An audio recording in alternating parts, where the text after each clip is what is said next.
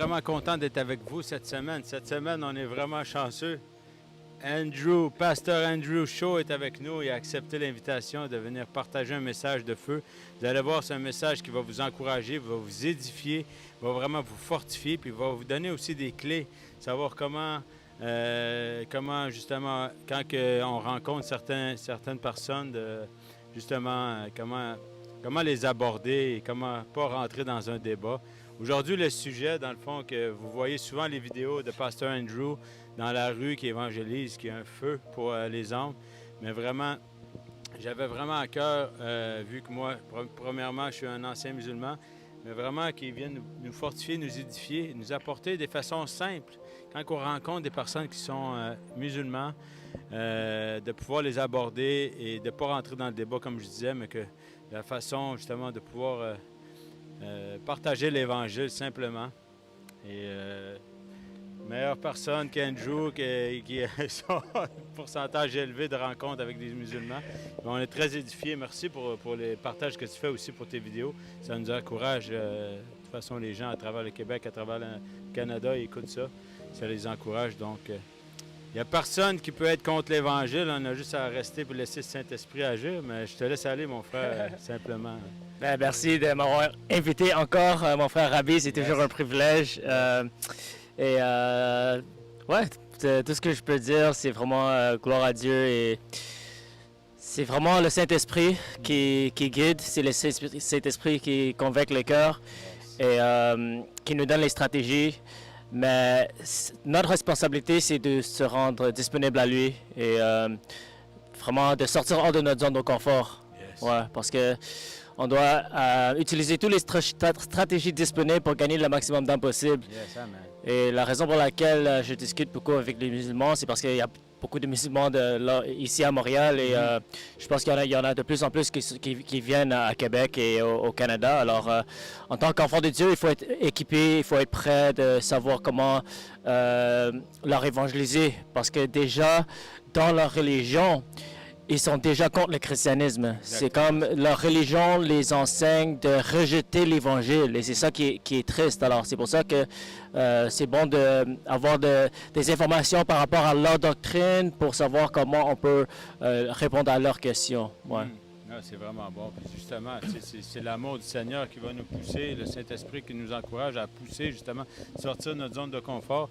Mais comme que tu dis, le Coran encourage les personnes qui adhèrent à cette religion à justement rejeter l'Évangile. Puis souvent, ça peut être même de façon assez brusque, mais il faut aller toucher les cœurs et laisser le Seigneur faire son travail. Ouais, alors si on va dans les spécifiques, dans ce qui a été écrit dans le Coran, dans le Surat chapitre 4, verset 117, si je ne me trompe pas, ça nous dit que Jésus n'a jamais été crucifié, mais c'était un faux semblant. Alors les musulmans croient que Dieu a fait semblant que Jésus a été crucifié, mais il l'a remplacé avec quelqu'un d'autre. Alors déjà dans ce passage-là, ça rejette la vérité de l'Évangile, parce que c'est quoi l'Évangile? L'Évangile, c'est que Jésus est le Fils de Dieu, il est mort pour nos péchés et il a été ressuscité de la mort. Alors ça c'est le cœur de l'Évangile. Mais l'islam enseigne que c'est pas vrai, en fait. Il ne croit pas que Jésus est le Fils de Dieu. Il dit que Jésus est juste un prophète. Et on ne croit pas qu'il a été réellement crucifié. Et si on ne croit pas qu'il a été réellement crucifié, on ne croit non plus à la résurrection. Alors, déjà, ils ont dans leur Coran une fausse évangile. Exactement. En fait. Ils ont attaqué directement la cible principale qui est la résurrection, qui est dans la puissance de l'évangile. Ouais. Alors, je pense que ça, c'est la base de connaissances qu'on doit avoir quand on aborde les musulmans, que déjà dans leur doctrine, ils rejettent l'évangile. Alors, il faut savoir comment leur expliquer l'évangile dans une manière qui peut prouver que ce qui est écrit dans le Coran n'est pas la réalité. Yes. Alors, si on commence simplement avec la crucifixion de Jésus, d'abord, si vous ne savez pas, le Coran a été écrit 600 années après le Nouveau Testament. Exactement. Ouais. Alors, si on veut chercher les informations les plus fiables, on doit aller aux sources le plus tôt. Exactement. Alors les sources avant. Avant. Exact. Alors, les sources qui sont le plus proches des événements de Jésus. Alors, si tu veux apprendre sur Jésus, tu dois apprendre par les témoins de Jésus, les personnes qui connaissaient Jésus. Yes. Parce que le plus que tu attends Plus qu'une distance, ouais. un gap, hein, Ouais. ouais, c'est ça, entre les années. exactement. Le plus qu'il y a une distance, le plus qu'il y a il y a des mythes qui se Les restes développent. s'installent, puis que le message soit distant. Ouais, c'est ça. Et ça, c'est quelque chose que même les historiens, tous les historiens comprennent. Comme si on veut les sources fiables, on doit aller aux sources de la personne et Des gens de... qui ont vécu avec lui, qui ont Exact. marché avec lui, des gens qui Ouais. étaient peut-être quelques années après, qui ont Ouais. entendu parler. Yes. Et si, même si on parle de la crucifixion de Jésus, c'est pas juste les chrétiens qui savent que Jésus a été crucifié. En fait, c'est un fait historique. Exactement. Pourquoi? Parce qu'il y a tellement de documents qui prouvent, des documents qui viennent du 1er et 2e siècle, qui nous dit qu'il y avait un homme qui s'appelait Jésus qui a été réellement crucifié sous le gouverneur Ponce Pilate. Et tout ça, c'est des figures historiennes. On a des Juifs qui témoignent que Jésus a été crucifié. On a des Romains qui ont témoigné que Jésus a été crucifié. Des païens, des personnes qui sont pas chrétiens. Tous les témoins et toutes les personnes qui vivaient dans le temps de Jésus, tout le monde sait que Jésus a été crucifié. Yes, exactement. C'est un fait. C'est un fait historique. Même si tu ne crois pas qu'il est le Fils de Dieu, ou tu ne crois pas qu'il a été ressuscité de la mort, tu dois accepter qu'il a été crucifié. Exactement. Ouais, parce que c'est un événement historique qui est accepté par tous les théologiens, tous les historiens. Yes, yes. Alors, et 600 années après ces événements, c'est là qu'on voit dans le Coran, c'est écrit que Jésus n'a jamais été crucifié.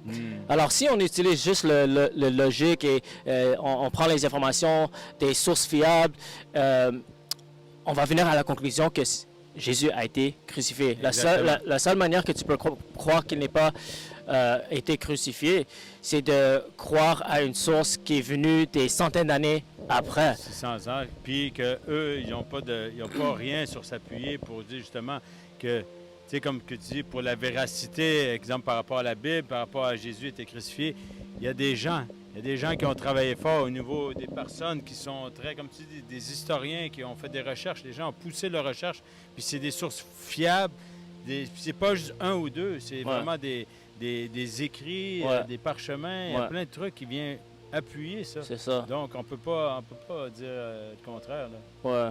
Ouais. Et l'autre problème avec cette croyance que Jésus n'a jamais été crucifié et que Dieu a fait un faux semblant, si ça c'est vrai, ça veut dire que tous les croyants aujourd'hui, tous les chrétiens aujourd'hui qui croient à la crucifixion de Jésus, en fait, c'est la faute de Dieu, c'est la faute d'Allah, selon le Coran, que tous ces gens-là croient que Jésus a été crucifié. Puis Dieu n'est pas menteur. Ouais. Et selon le Coran, si tu adores Jésus en tant que Dieu ou si tu crois qu'il est le Fils de Dieu, tu commets l'idolâtrie et tu es condamné à l'enfer. Mais pose-toi la question, si c'est Dieu qui a fait un faux semblant, si c'est Dieu qui a fait semblant que Jésus a été crucifié et toutes les personnes ont cru en ça, ça veut Combien dire... de gens ça l'amène à la perdition? Ça veut dire que c'est Allah qui a envoyé tous les milliards de personnes en l'enfer. Alors ça fait aucun sens. Ça démontre pas l'amour d'un Dieu qui est là, qui est disponible pour son peuple, c'est vrai. Puis même, je sais pas si c'est ça, je peux juste relancer. Je crois qu'il y a une sourate, je sais pas c'est quoi, qui dit justement dans le Coran de tenir compte des anciens livres comme la Torah et la Bible. Exact. Si vous n'êtes pas, si vous cherchez ou des réponses, allez valider dans les anciens livres. Donc, il y a quelque chose, il y a comme des contradictions un peu. Tu sais. C'est ça. Parce que le Coran nous dit que la Torah et l'Évangile viennent de Dieu. Exact, c'est ça. Et aujourd'hui, les musulmans vont dire que la Bible a été corrompue.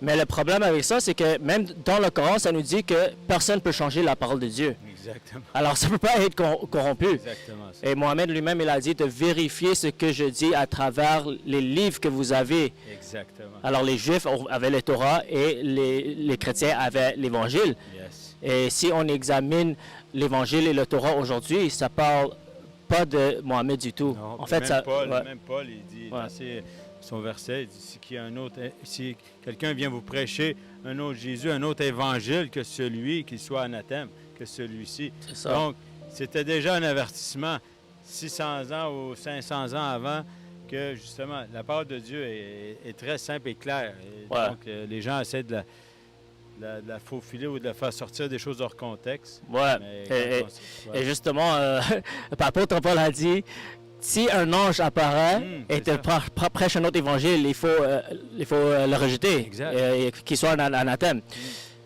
Et, Christ et a- comment Mohamed a reçu son évangile? Par un C'était un ange Yes. qui l'a apparu, un ange qui a dit qu'il était l'ange Gabriel. Mais quand tu examines comment il a reçu ces révélations, on peut discerner que ce n'était pas un ange de Dieu. Non, vraiment. Parce que même dans les sources islamiques, les musulmans, ils lisent le Coran, mais ils lisent aussi les hadiths. Les hadiths, ouais. Ouais. Et dans les hadiths, ça nous explique comment Mohamed a reçu les révélations. Et en fait, ça nous dit que c'est l'ange Gabriel qui s'est apparu à Mohamed. Et Mohamed était terrifié, il avait peur. Et l'ange l'a ordonné de réciter le Coran. Et Mohamed ne pouvait pas lire ou écrire, alors il a dit, je ne sais pas comment réciter. Et l'ange l'a serré violemment. Alors, au point où Mohamed pensait qu'il allait mourir. Et il a fait ça 3 fois, jusqu'à temps que Mohamed, finalement, a dit, OK, je vais commencer à réciter le Coran. Et après il a reçu le Coran, il a reçu la révélation, il avait des pensées suicides, il voulait se tuer, Il était tourmenté. il était tourmenté. Alors, ça nous montre que cet esprit-là, ça ne venait pas de Dieu. Et la Bible nous avertit de ces genres d'esprit qui va nous amener des mensonges qui peuvent nous tourmenter dans la tête. Alors, c'est vraiment clair que l'évangile que Mohamed a reçu était une fausse évangile. Ouais. Oui, c'est vraiment, justement, plus qu'on lit, plus qu'on se nourrit, justement. Puis, je veux que les gens voient l'amour derrière le message. On n'est pas là pour confronter les gens. C'est plus pour avoir, justement, que le Saint-Esprit puisse prendre toute la place, qu'on puisse avoir, justement, que les gens puissent recevoir ce message, mais qui est eux aussi. Ouais. Tu sais, souvent, moi, j'ai rencontré des musulmans, puis je leur demande, est-ce que tu as déjà lu le Coran? Puis souvent, ils me disent non. C'est ça. Ah, je n'ai entendu parler, mes parents m'ont dit. Ouais. Mais je vous invite à le lire. Vous allez voir qu'il y a des choses qui font aucun sens. Ouais. Des choses qui se contredisent. Les fruits derrière ça, puis comme je dis, c'est pas les personnes qui ont la foi, parce que eux, ils croient qu'ils font la bonne chose, donc, tu comprends? Mais c'est les fruits derrière tout ça. L'institution, on voit qu'il y a quelque chose qui est vraiment... Ouais. C'est ça. Et nous, on vous partage ces informations, pas pour forcément maintenant aller aux musulmans et commencer à leur attaquer leur Non, c'est ça, religion, exactement. parce que c'est vrai que c'est un sujet sensible Oui. et souvent les musulmans sont vraiment sensibles par rapport à leur religion. Alors, il faut beaucoup avoir le sagesse. Yes. Mais c'est juste important d'avoir les informations afin qu'on puisse savoir comment communiquer avec eux. Yes. Moi, ce que j'aime faire, c'est plutôt que de directement attaquer leur religion, c'est de voir où est-ce qu'ils sont en ce moment. Exactement. Poser des Ouais, questions. pose des questions. Parce que souvent, il y a tellement de différents genres de musulmans. Parfois, il y a des musulmans, ils disent qu'ils sont musulmans parce que leur famille est musulmane. Exactement. Mais Comme les catholiques qui ont Ouais. grandi, leurs parents étaient catholiques. c'est ça. Alors, chaque musulman est différent et tu dois voir quel est leur niveau et comment est-ce que tu peux amener l'évangile. Alors, si, par exemple, ils n'ont pas beaucoup de connaissances sur le Coran ou sur leur religion, là, je vais faire une approche plus comme je vais leur expliquer les similarités entre la Bible et le Coran Yes. et les différences. Yes. Et les similarités, c'est quoi? C'est que Dieu est un, Yes. Dieu est saint, il est juste. On croit à l'enfer, au paradis, on croit au jugement de Dieu. Mais la différence, c'est quoi? C'est que selon l'islam, pour aller au paradis, il faut faire des bonnes œuvres, prier 5 fois par jour, aller à la mosquée, faire le ramadan et tout ça. Et si on est assez bon, peut-être qu'Allah va te laisser entrer au paradis. Yes. Mais ce qui est différent avec la Bible nous dit que personne n'est assez bon pour aller au paradis. Yes. Alors, malgré toutes les bonnes œuvres qu'on essaie de faire, on va jamais être assez bon parce qu'on est déjà coupable. Exactement. C'est Et- seulement la grâce. Exactement. Et c'est pour ça qu'il fallait que Dieu envoie Jésus-Christ pour Yes. mourir à la croix pour nos péchés. Et le 3e jour, il a été ressuscité de la mort. Alors, c'est comme ça que j'évangélise souvent les musulmans qui n'ont pas beaucoup de connaissances même sur leur religion. Comme ça, ils peuvent voir une claire différence entre les deux religions et ils peuvent prendre une décision informée. Ouais, alors ça c'est une stratégie que j'aime utiliser souvent, c'est de montrer les similarités, commencer avec les similarités Ouais. et après on les montre les différences. Et c'est pas une méthode, c'est une méthode très Très simple. simple, Ouais. gentille, c'est pas Exactement. offensif Non. et on les donne le choix de choisir Exactement, après. c'est ça. C'est une Ouais. question, c'est une décision personnelle. Donc, Ouais. c'est ça, nous, on les encourage. Ouais. Juste les éclairer. Dans Ouais, c'est ça. Yes. c'est encourageant. Yes. Ouais. Et ouais, comme Frère Rabbi, tu disais, c'est important de aussi toujours garder notre cœur pur, Yes. de ne pas entrer dans les débats. Les débats, c'est pas forcément mauvais, mais si ton cœur est pas dans une bonne place, ça peut être mauvais. Si tu te fâches, si tu commences à crier, là déjà tu as déjà perdu la bataille. Exactement. Ouais. Donc on ne présente pas. Puis souvent, même des vidéos que j'ai regardées d'autres personnes, puis oui, ils prêchent dans les rues. Il y a d'autres personnes aux États-Unis que j'ai vu des vidéos, mais je vois qu'à la fin, quand tu vois les voix augmentent, les gens viennent comme vraiment agressifs. Ouais. Puis là, il n'y a plus de Jésus là-dedans. C'est ça. C'est de l'homme versus l'homme. Exactement. Donc, Alors, comme tu as dit, un bon stratégie, c'est de juste poser des questions. yes. Ouais. Moi, j'aime poser la question. Quand les gens me disent qu'ils sont musulmans, je dis comment tu es venu à la conclusion que l'islam est la vérité. Oh, yes, ça Ouais. c'est bon. Et souvent, ils vont pas savoir comment te répondre, mais il y a des musulmans qui peut-être ils ont reçu plus d'enseignements sur l'islam. Souvent, ils vont dire les choses comme le Coran a été parfaitement préservé, le Coran a des faits scientifiques. Ils vont dire Jésus n'a jamais dit qu'il est Dieu. Alors, quand ils viennent avec ces genres d'arguments, c'est aussi bien de savoir comment est-ce qu'on peut répondre C'est bon, aussi. ça. Vas-y, mon frère. Ouais, parce que si on examine ces arguments, ils sont très faciles à prouver que c'est faux en fait. Exact. Même si on parle de préservation du Coran et on examine les sources islamiques, ça va nous prouver que même le Coran n'était pas préservé parfaitement. Pourquoi? Parce que si on lit les hadiths, ça nous explique comment on a reçu le Coran, en fait. Et même les compagnons de Mohammed, ils n'étaient pas en accord avec leur version du Coran. Et le troisième calife, le leader de l'empire musulman, il a choisi des versions et il a brûlé toutes les autres versions. Alors ça nous prouve qu'il y avait des différents Corans depuis le début. C'est ça, exactement. Et aussi ça nous montre que c'est pas Dieu qui a préservé le Coran, mais c'est l'homme qui a forcé la transmission du Coran. Et ça c'est quelque chose qu'on voit sur toute l'histoire de l'islam. Il y avait toujours des puissances politiques qui avaient la puissance pour standardiser des versions et pour éliminer les autres versions qui n'étaient pas en accord avec la version. Alors, s'ils utilisent cet argument, d'abord, c'était pas Dieu qui a préservé le Coran, c'était les hommes qui ont, avec le pouvoir politique, qui avaient la puissance pour forcer la transmission du Coran. Mais deuxièmement, même avec les puissances politiques, ils n'étaient pas capables de garder une seule version. Ils n'étaient même pas en accord eux-mêmes. C'est ça. Ils n'étaient pas capables de garder un seul Coran. Et on voit dans l'histoire de l'islam, il y avait toujours plusieurs Corans. Et quand il y avait trop de variations de Coran, il fallait encore standardiser une version encore. Même en 1924, ça c'est la dernière fois qu'ils ont standardisé le Coran, ils ont choisi une version parmi plusieurs différentes versions et ils ont établi que c'est ça le Coran. Et c'est comme ça qu'ils ont fait dans l'histoire de l'islam. Ils ont forcé la transmission du Coran et même avec ça, ils n'étaient pas capables de garder une version. Ouais. Alors si on fait un peu de recherche sur comment le Coran a été transmis, cet argument que le Coran a été parfaitement préservé, ça n'a pas de fondation, c'est pas fiable. Et si on parle même un autre argument que les musulmans aiment utiliser, c'est le fait scientifique. Ils disent que le Coran a plusieurs faits scientifiques, mais quand on les pose les questions, où est-ce que tu vois des faits scientifiques? Souvent, ils ne savent même pas comment te répondre, parce que c'est des choses que c'est juste leur imam qui les a enseignées. Exactement. Alors, si tu les poses comment le Coran a été préservé, ils ne vont pas pouvoir te répondre. Ou comment il y a des faits scientifiques. Et si on examine même le Coran, on peut voir qu'il y a des choses qui ne sont pas scientifiques, en fait.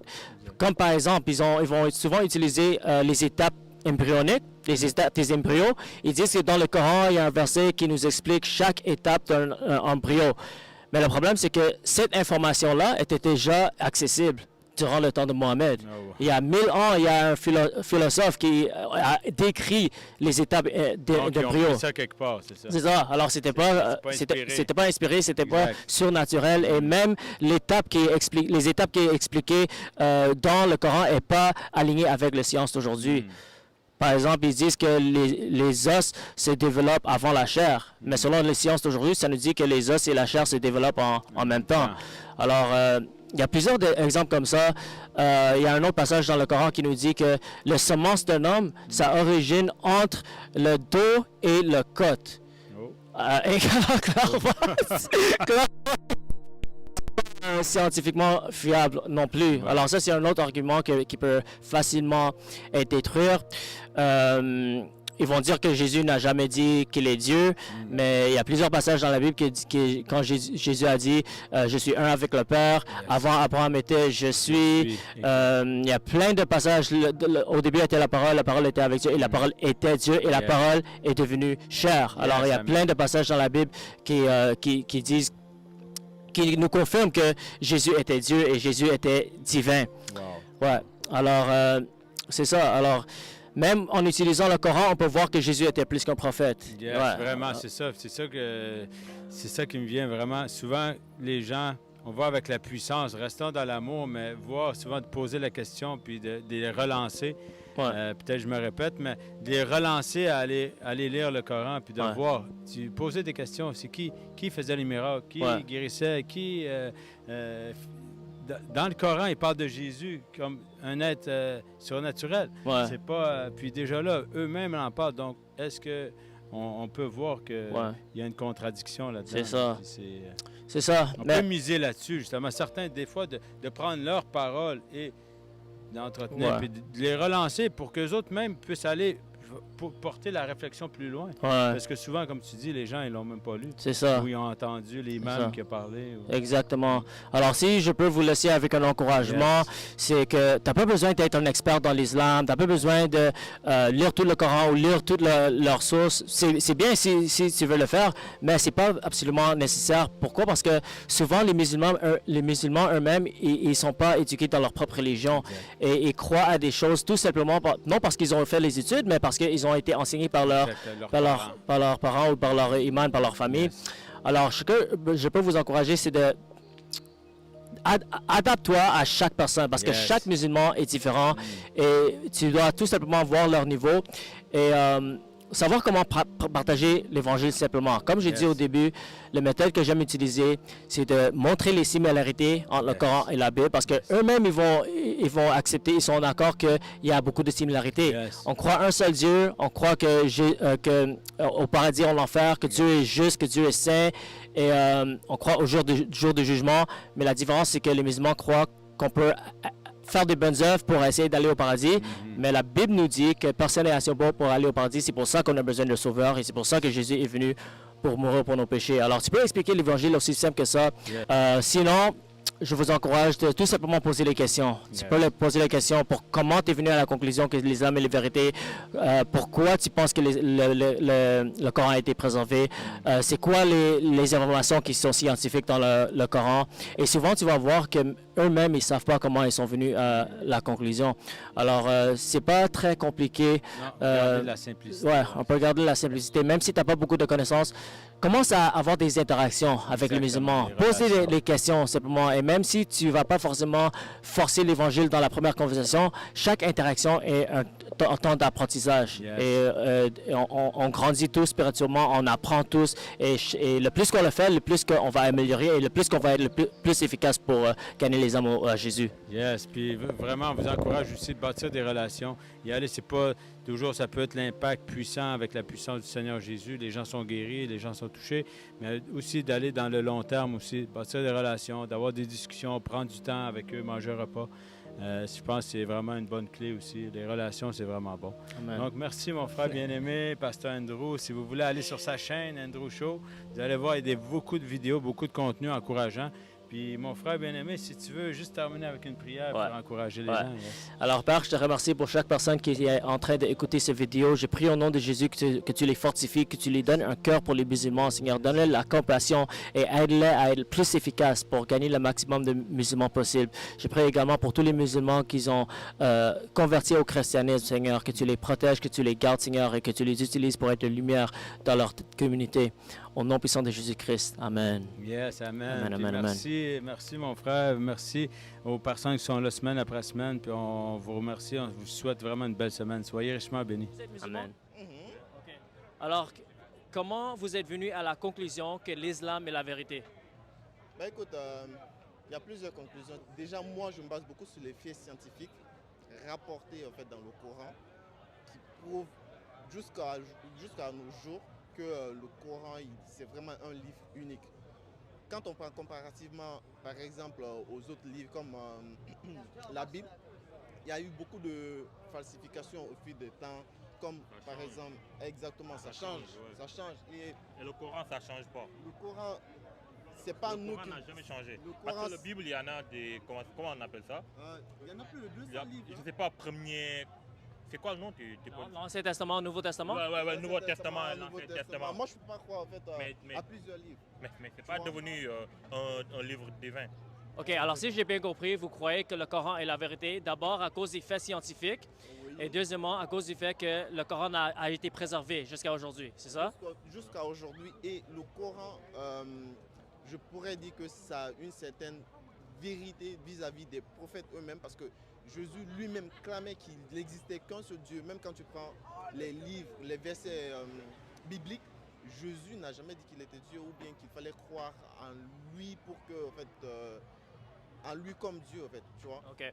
Pour nous, en fait, il est venu étant messager qui faisait passer le message qu'il n'y avait qu'un seul Dieu. OK. Alors, vous croyez que le Coran est la vérité à cause du fait que Jésus, vous disiez dans la Bible que Jésus a dit qu'il n'a jamais dit qu'il est Dieu.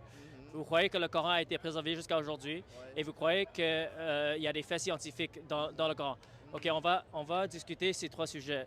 D'avoir le fait scientifique, est-ce que vous pouvez me donner des exemples, les faits scientifiques dans le Coran? Moi, les faits scientifiques, je dirais les faits scientifiques qui me fascinent le plus, je m'excuse, c'est d'abord la venue du fer sur Terre. Alors il faut savoir qu'à l'époque, nous on ne savait pas que le fer venait d'ailleurs, tu vois. Et quand tu prends par exemple dans le verset lui-même, il disait que le fer a été apporté, c'est-à-dire que c'était une précision chirurgicale, tu vois. Dieu dit qu'il a amené le fer. Et les scientifiques ont prouvé que oui, le fer, ça venait du météore, tu vois. C'était pas comme sur Terre ici, bien avant, ou bien, tu vois, un peu, ça a été apporté. En fait, il y en a beaucoup. Je ne pourrais te les dénombrer, mais... Mais est-ce qu'on peut te poser une question aussi, toi? Mais on va aller sujet par sujet. Okay, je vais donner un exemple comme l'embryonnement. Je pense que ça fascine presque tout le monde, presque tous les musulmans. De la manière dont l'enfant est conçu dans le ventre de sa maman. Le Coran explique ça avec un détail vraiment chirurgical. Et moi, franchement, ça suffit largement pour moi pour dire que le Coran, en fait, ça vient d'un être unique, tu vois. Okay. Ça ne vient pas des êtres humains. OK. Alors, si je peux te citer des informations dans le Coran qui sont en contradiction avec les sciences d'aujourd'hui, est-ce que ça va te mettre en doute, le Coran? Quoi? Écoute, moi je suis pour la logique. Si ça me mettrait en doute, je vais y réfléchir. Mais vas-y. OK. Alors, vous avez parlé des étapes embryoniques, c'est comme ça en français? Alors, d'abord, cette information-là était déjà accessible dans le temps de Mohammed parce qu'il y a un philosopheur, Aristote, il y a 1000 ans avant Mohammed, il a déjà parlé des détails, des étapes des embryos. Et même quand Mohammed a donné les étapes, malheureusement, il n'a pas donné les étapes qui sont alignées avec les sciences d'aujourd'hui. Tu es la première personne à m'avoir dit ça, parce que moi... Écoute, je vais te dire pourquoi. Parce que dans le Coran, ça nous... Attends, je vais juste finir. Attends, je vais juste finir. Dans le Coran, ça nous dit que quand l'enfant est conçu, d'abord, c'est les os qui sont conçus et après, c'est la chair. Mais scientifiquement, les os et la chair sont conçus en même temps. Alors, déjà, voilà un fait scientifique qui n'est pas aligné avec les sciences d'aujourd'hui. Deuxièmement, il y a un autre verset dans le Coran qui nous dit que le sperme des hommes, ça origine entre le derrière du dos et le côte. J'ai entendu parler de ça, mais non, c'est pas vrai. C'est dans le Coran, mon ami. Quel verset? Moi, je ne connais pas le verset exactement, mais je vais le citer dans la vidéo. Attends, tu es en train de faire des... Est-ce que tu peux me donner le verset qui parle des embryos? Attends. Le verset qui parle des embryos, je ne connais pas exactement, mais pourquoi tu me mets un standard que toi-même, tu ne peux pas garder? Par exemple, nous, on connaît le Coran, en fait. Tu comprends? Mais tu m'as dit, je ne peux pas citer le verset, et toi-même, tu ne peux pas citer le verset. Attends, pourquoi tu pars? OK.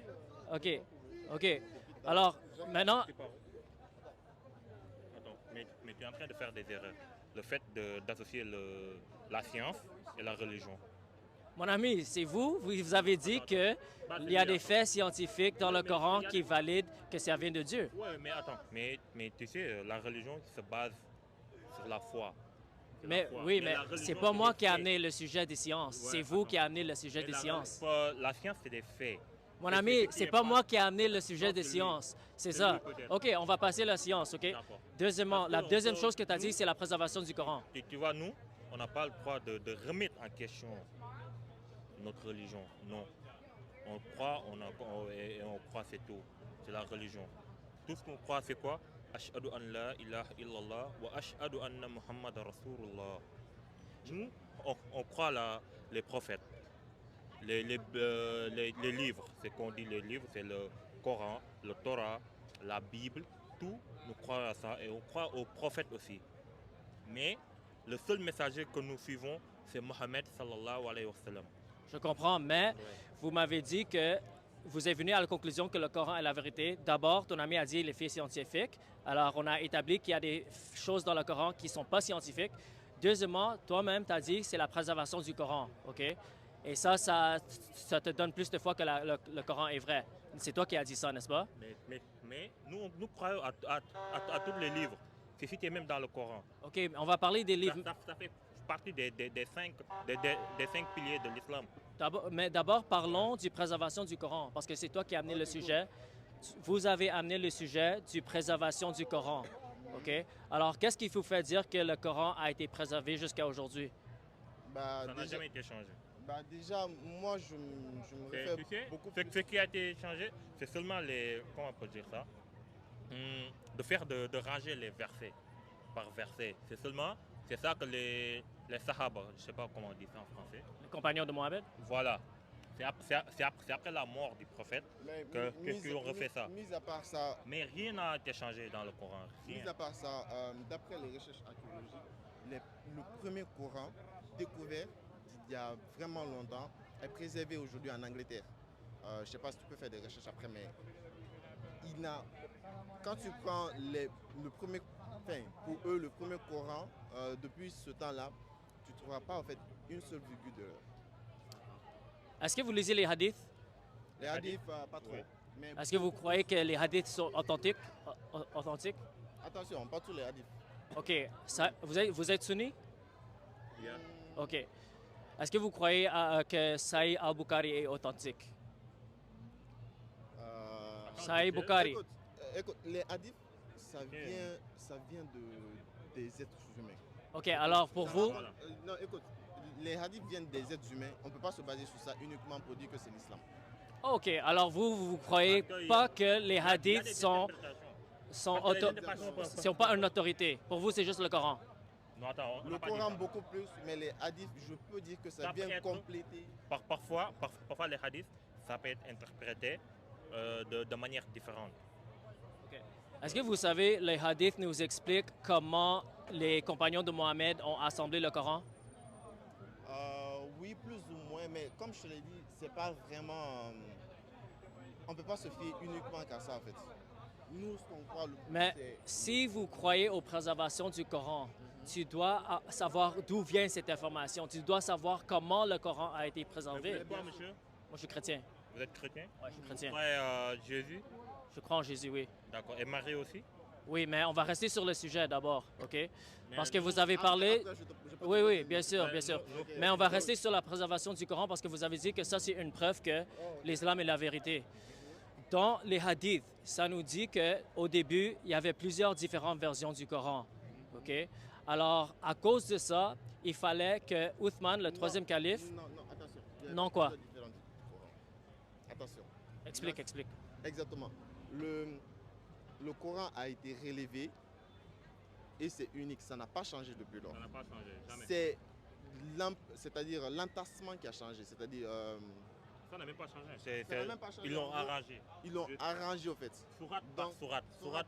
Mais ceux qui sont sortis, rien n'a jamais été modifié, rien n'a jamais été changé. Est-ce que vous savez que le troisième calife Uthman, vous connaissez le troisième calife Uthman? Le troisième calife de l'islam, lui, il a choisi une version du Coran et il a brûlé toutes les autres versions. Oui. Pourquoi? Parce qu'il y avait différents Corans. Comme je le disais, il y avait différentes manières de les sectionner, de les entasser. Est-ce que tu vois? Est-ce que tu acceptes que Uthman a brûlé les autres versions du Coran? OK. Alors d'abord, on sait qu'il y avait des différences qui étaient assez fortes pour que Uthman les brûle, parce qu'il voulait garder un Coran authentique. Ça, c'est accepté par les musulmans, mon ami. Uthman a brûlé Mais peut-être les que autres c'est versions pour l'arrangement. choisir un L'arrangement, Coran. La manière- mais pas le contenu. Pas le Mais pas le contenu. contenu. OK. Pas Est-ce le que contenu. vous... L'arrangement Le contenu seulement. n'a pas été changé. OK. Le contenu La n'a pas été manière changé. dont l'ordre dans lequel il devait être. Mais maintenant, on peut poser des questions? Ouais, attends, je suis pas fini. Ah, d'accord. OK, alors, dans les hadiths, ça nous explique que c'était quoi les différences entre les différentes versions. Est-ce que vous savez c'est quoi les différences? Il n'y avait pas de différence, comme je te l'ai dit. La seule Alors, différence, mon ami, c'était- si tu crois que Sahih al-Bukhari est authentique et un hadith, tu dois accepter qu'il y a certaines versions qui avaient moins de chapitres, d'autres versions avaient plus de chapitres. OK? Il y a la- Ça, c'est toi qui me... OK, mais tu peux le faire la recherche toi-même. Je fais tout le temps des recherches. Nous, Si tu aurais lu Sahih Bukhari, Le Coran lui-même nous pousse à faire tout le temps des recherches, en fait. OK, mais apparemment, vous n'avez pas encore lu Sahih Bukhari. Parce que Sahih Bukhari nous dit... On peut pas se... Comme je te l'ai dit, on ne se fie pas aux hadiths. Ah, OK, alors C'est si... le Coran si qui est le livre premier qu'on doit suivre d'abord. OK. Les hadiths viennent compléter au fait nos compréhensions du Coran. En fait, quand tu viens en tant qu'homme musulman, tu dis que... Quand tu viens en tant qu'un homme musulman et puis tu te réfères aux hadiths, ça, tu vas peut-être pas vraiment comprendre. OK, oublions les hadiths. Comme tu ne veux pas accepter le hadith comme Non, authentique, Je ne rejette pas les hadiths. OK. Mais je te cite tes hadiths et tu le rejettes. Alors oublions maintenant le hadith parce que tu n'acceptes pas le hadith comme authentique. Alors? Je ne refous pas les hadiths. OK, Faut pas modifier ce que j'ai dit. on va revenir au Coran, OK? En 1973, on a trouvé des Corans en Sanaa, Yémen, OK? Et dans ces Corans-là, on voit qu'il y a des versets qui ont été effacés et il y a des versets qui ont été ajoutés sur les versets qui ont été effacés. Et ça nous prouve qu'il y avait des variations de différents Corans. Le premier Coran qui est authentique, qui a été, d'après les archéologues, c'est exposé au musée en Angleterre. Donc Ouais. si on vient te dire en 1930 qu'ils ont relevé les premiers Corans, ils ont peut-être faux. Ils ont peut-être faux. OK. La vérité, c'est que le premier Coran, normalement le plus ancien, qui a été découvert par les archéologues, est exposé aujourd'hui je ne connais pas vraiment le nom du musée, mais est exposé aujourd'hui en Angleterre. Donc, si tu viens dans telle année, ils ont découvert qu'il y a ceci, cela, je ne pense pas que ce soit vraiment vrai en fait. OK, mais en tout cas, tu veux faire ta propre recherche parce que les Corans d'aujourd'hui ne sont pas la même que des Corans qui étaient là au début. D'abord, les compagnons de Mohammed, ils n'étaient pas en accord avec les différentes versions. Certains avaient 111 chapitres, d'autres avaient 116 chapitres. Et attendez, et le Coran d'aujourd'hui a 114 versets. Mais les compagnons de Mohammed, ils avaient différents nombres de chapitres. Ibn Mas'ud avait 114, il avait 111, Ubay ibn Ka'b avait 116. Et ils n'étaient pas d'accord avec... Attends, quand tu fais des recherches sur le Coran, tu lis que les hadiths? Je lis Sahih al-Bukhari. C'est des versets dans Sahih al-Bukhari qui nous dit que les compagnons de Mohammed, ils n'étaient pas en accord Ok. avec le Coran. Ok, tu veux te renseigner sur le Coran, mais tu lis les hadiths. Mon ami, les musulmans lisent les hadiths pour se renseigner sur le Coran. Un musulman commence toujours par le Coran. Oui, il n'y a pas de problème. commencer par le Coran. Il n'y a pas de problème. Mais pour comprendre, il n'y a pas de problème. Oui. Si tu veux comprendre le Coran, tu dois lire les hadiths. Est-ce que tu pries 5 fois par jour? Est-ce que tu pries 5 fois par jour? Je prie 5 fois par jour. OK. Est-ce que as Tu trouves commencé- ça où dans le Coran? Dans le Coran, il n'y en a pas. C'est pour ça que je te dis. Exactement. Tu le trouves d'où? Ça vient des hadiths. Alors, pour comprendre ce que le Coran nous dit, tu dois lire les hadiths. Et les hadiths te disent que le Coran n'a pas été préservé, mon ami. Attention, tu dois commencer par le Coran. Et comme je l'ai dit, tous les hadiths ne sont pas authentiques. Il ne faut pas se fier qu'aux hadiths. Mon ami, Sahih al-Bukhari, c'est le hadith le plus authentique. Sahih al-Bukhari et Sahih Muslim. Et dans les hadiths, mais les hadiths nous expliquent comment le Coran a été assemblé. C'est modifiable. Alors, d'où... plusieurs versions. Alors, Écoute, tes informations... Il y a plusieurs versions. Ok. C'est comme l'évangile qui a été modifié. Ok, dis-moi. Il y a plusieurs versions. Comment le Coran a été assemblé? D'où tu trouves l'information? Si ce n'est pas tes hadiths, tu le trouves où, l'information? Attention. Ok. C'est vrai qu'on trouve l'information dans les hadiths. Mais attention. Exactement. comme Alors, je l'ai- alors comme pourquoi je- tu rejettes les comme je- hadiths que je suis en train de citer, mon ami? Je ne rejette pas les hadiths. Je veux Les juste- hadiths nous disent qu'il y avait des différences entre les différentes versions et Non, Uthman je veux juste- fallait brûler les autres versions et a choisi une seule je veux version. juste te faire comprendre que Mais c'est quoi le but? il faut te réfléchir. Moi, mon but, c'est de vous faire comprendre que votre fondation de votre foi, de l'islam, est erronée. Parce que si tu crois que la fondation, c'est les faits scientifiques, et tu crois que c'est les préservations du Coran, on peut prouver qu'il y a des faits scientifiques qui ne sont pas en accord avec le Coran, et le Coran n'a pas été préservé. Ok. Le Coran d'aujourd'hui est différent du Coran d'avant, et on a même de l'archéologie qui nous prouve cela, mon ami. L'archéologie sur laquelle moi je m'étais renseigné. Quoi? ça n'a Tu es jamais quoi, été- vous avez dit? Il est chrétien. Chrétien, chrétien? chrétien, ouais. Tu crois que- Et- attends, Évangélique ou pas? Évangélique, oui. attends, Évangélique? moi, j'ai une question pour lui, Donc tu crois pas en Marie, toi? Je crois en Marie, elle existait. Non, non. Attends, Mais non, j'ai pas dit de l'existence. Tu pries pas à Marie. Je toi. prie pas Marie, non. Tu pries pas à Marie. Non. Tu es l'évangélique. Je crois à la Bible. Qui est Dieu? Vous dites que Jésus est Dieu, non? Oui, Jésus est Dieu. Et Dieu? Oui. Et là, votre Dieu, il a une mère, un père, je sais pas. Alors Jésus est venu sur la terre en tant qu'homme. Alors Dieu, Qui l'a envoyé? la Bible nous dit que Dieu est venu sur la terre dans la forme de Jésus-Christ parce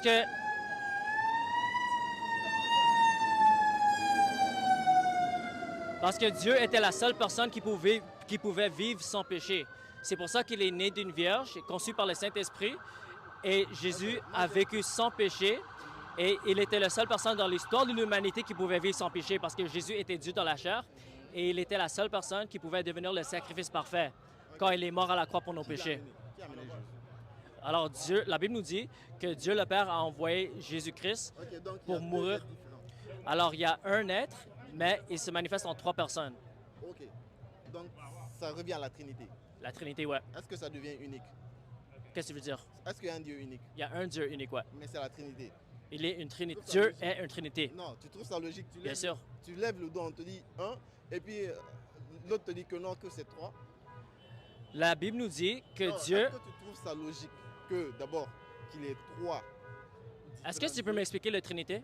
La Trinité, c'est pas quelque chose. Non, explique-moi la Trinité. Si tu penses que c'est pas logique, explique-moi la Trinité. C'est pas logique. Déjà, tu dis le Père, le Fils, le Saint-Esprit. Est-ce que Ok. toi, tu crois que les chrétiens croient qu'il y a trois dieux? Je sais pas. Ça, c'est OK. votre frère. Alors, tu comprends pas la Trinité, mon ami. Je comprends la Trinité. Dieu- à ma manière. Dieu est un, mais il se manifeste en trois personnes. Il se manifeste en trois personnes. Oui. Est-ce qu'il est Dieu? Oui, il est Dieu. Ok, Dieu- donc, Le Père est Dieu, Jésus est Dieu et le Saint-Esprit est Dieu. Ok. Ouais. Qui a amené Alors, Jésus? il partage En ce moment- l'essence de la divinité.